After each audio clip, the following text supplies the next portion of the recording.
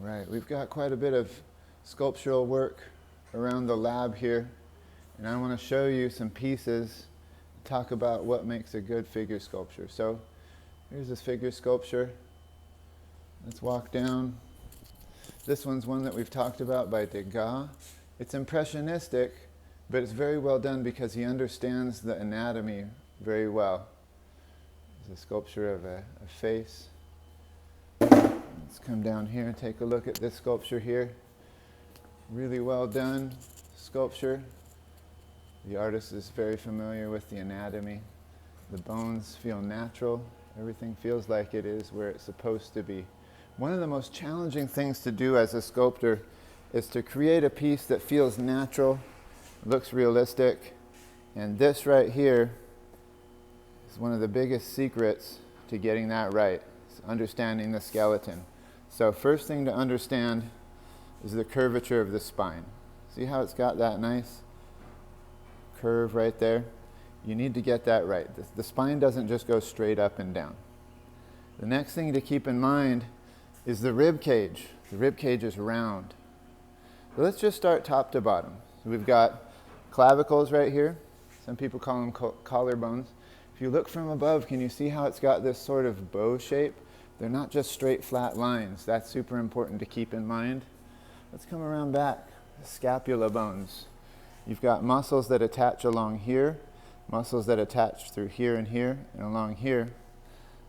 Scapula bones, super important to getting this to look right. All right, let's just start top to bottom.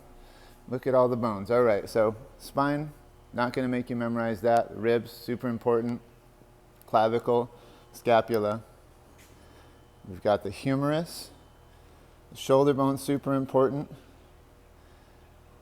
We've got our elbow joint. You have to remember, inside the body, we have stiff, straight bones. And everywhere where the body bends, it's because there's a joint. Okay, so here's the hand.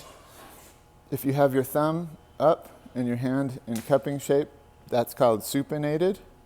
You can remember that by imagining that you're holding a bowl of soup. And then if you turn your hand downward, that's called pronated. Prone means to be laying down flat. So we've got the radius. The radius is the bone that attaches to your thumb, and it makes your hand so that you can do that. So the radius, and then this guy right here is the ulna, and that's what allows your hand to do that. We've got our hip bones. Especially this part of the hip bones, very important to the shape of your piece. Next bone down, we've got our femur. Femur is the largest, thickest bone in your body.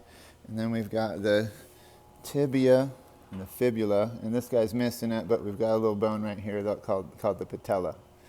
Memorize those, keep those in mind, and remember every time the body bends somewhere, it's because there's a joint. And if it doesn't bend, there should be a straight line underneath the musculature.